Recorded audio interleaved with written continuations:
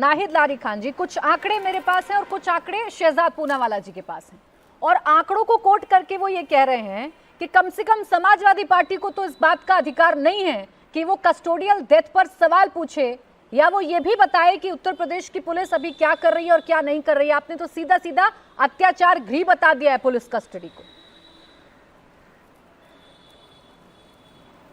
प्राची जी, आपने अपने opening statement में हर चीज़ बहुत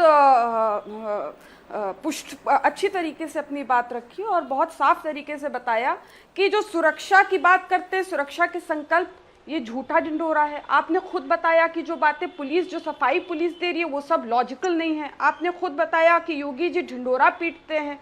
तो ये सब बातें आपने खुद बताकर स्पष्ट कर दिया कि ये घटना किस प्रकार से कस्टोडियल डेथ की है। और जो घटना हुई है ये बहुत दुखद घटना है, जिस प्रकार से मोहित पांडे की कस्टोडियल डेथ हुई है। और यहाँ बैठकर जिस प्रकार से भाजपा प्रवक्ता बातें कर रहे हैं, डेटा, कंपैरिजन, टीआरपी, मतलब एक घर का चिराग बुझ गया है। क्या ये डेटा की बात करके या कंपैरिजन की बात करके या टीआरपी की बात करके, मतलब बेशर्मी की इंतहा है ये सब बातें करने से कि क्या मोहित पांडे जिनके घर का चिराग बुझ गया, क्या उसकी जीवन वापस आ जाएगा? ये बहुत ही दुखद घटना है। ये दिवाली से पहले किसी के घर का चिराग बुझ गया है, इतनी दुखद घटना है। और मुआवजा तो दिया है सरकार ने, लेकिन मुआवजा भी नाम मात्र है। समाजवादी पार्टी की मांग है कम से कम 50 लाख का मुआवजा दें और सरकारी नौकरी दें। और जिस प्रकार से मुआवजा दिया, तो मुआवजा इसीलिए दिया ना सरकार ने कि ये स्वीकारा कि कस्टोडियल डेथ हुई है, वरना मुआवजा क्यों देते। इसीलिए मुआवजा दिया कि स्वीकारा कि कस्टोडियल डेथ हुई है। तो माननीय अखिलेश यादव जी की बात की पुष्टि हुई ना कि माननीय अखिलेश यादव जी मुसलसल कह रहे हैं कि कस्टोडियल डेथ में यूपी नंबर 1 है। और मैं ये समझती हूँ कि जिस प्रकार से जो पुलिस वाले, जो संबंधित पुलिस दारोगा, इंस्पेक्टर या संबंधित अधिकारी हैं, उन पर अभी तक तो 302 का मुकदमा कायम हो गया होगा, सबकी गिरफ्तारी हो गई होगी।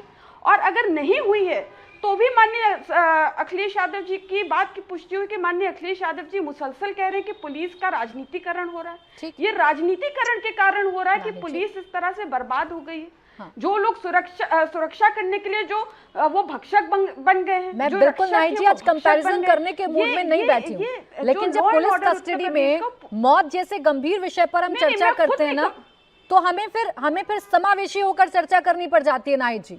हमें आपका कंसर्न भी समावेशी होकर समझना होता है। एक आंकड़ा जो शहजाद पूनावाला जी कोट कर रहे हैं, मुझे ये बता दीजिए कि आज आपको अत्याचार गृह लग रही है यूपी पुलिस की कस्टडी, क्या यही यूपी पुलिस की कस्टडी 2015-16 में भी आपको अत्याचार गृह लगा करती थी?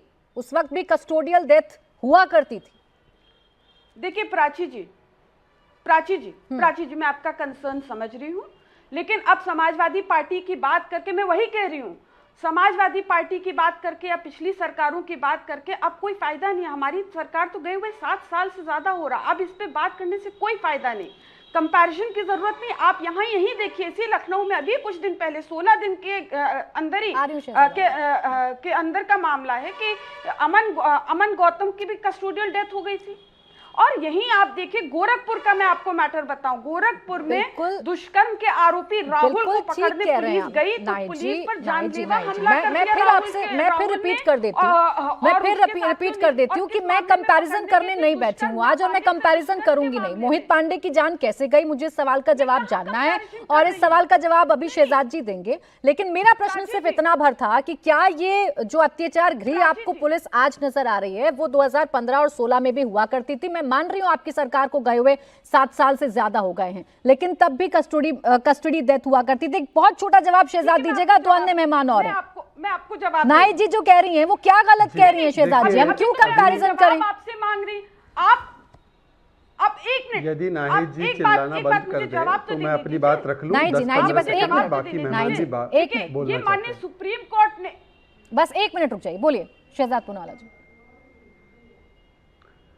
देखिए, अभी नाहिद जी ने संवेदनशीलता थोड़ी दिखाने का कोशिश किया, परंतु उन्होंने कहा घर का चिराग बुझा है। मैं तो मानता हूं घर का चिराग बुझा, इसलिए चीफ मिनिस्टर उनसे मिले, उनके परिवार से। पर राम गोपाल मिश्र भी तो किसी के घर का चिराग था, तब क्या बोला समाजवादी पार्टी के लोगों ने? डीजे म्यूजिक कैसे बजा दिया, झंडा कैसे उतार दिया? ये उकसाएगा तो ऐसे ही होगा। तो राम गोपाल मिश्र की जब 26 छर्रे डालकर हत्या की गई तो समाजवादी पार्टी के लोगों ने आकर उसको जायज ठहराया। प्राची जी बीच में नहीं, इनकी प्रॉब्लम क्या है भाई? मैंने तो इनके एक बार भी बीच में नहीं बोला। बीच में प्लीज प्राची जी रिक्वेस्ट करता हूं, एक एक करके आपकी डिबेट में सबको संपूर्ण मौका और पूरा मौका, भरपूर मौका मिलता है। ऐसे तो है नहीं प्राची जी, आपने मुझे सवाल अच्छा बोलिए शहजाद जी जल्दी, मौका नहीं देती है या उनको नहीं देती है। ठीक है बोलिए, लेकिन रामगोपाल मिश्रा के विषय पर हम बहुत चर्चा कर चुके हैं शहजाद पूनावाला। मुझे अपना कंसर्न बताने। हाँ मैं कर रहा हूं ना, पर कंसर्न तो सबका होना चाहिए ना, समावेशी कंसर्न होना चाहिए ना। ऐसे कैसे कंसर्न एक के लिए होता है एक के लिए नहीं होता है? भाई मोहित जी के लिए जो कंसर्न दिखा रहे हैं, रामगोपाल मिश्रा के लिए कंसर्न दिखाते हुए बयान देना चाहिए था ना। अखिलेश यादव और एसटी हसन ने क्या बोला कि डीजे का म्यूजिक बजा इसलिए मार दिया, नहीं झंडा उतारा इसलिए मार दिया। और नाहिद खान कंडेम भी नहीं करेंगे क्योंकि नाहिद खान उस जमात से है। जी मैं आपसे जा रही थी ना, आप एक टॉपिक पर स्टिक होकर चर्चा करते हैं, लेकिन आज आप रामगोपाल मिश्रा को भी बीच में ले आए। सर वो मौत उतनी ही गलत थी जितनी पुलिस कस्टडी में आज मोहित पांडे की मौत पर मैं चर्चा कर रही हूं। कहां कंडेम किया? आप लोग अलग अलग तरीके से उसे कंडेम कर सकते हैं, लेकिन मेरे लिए मौत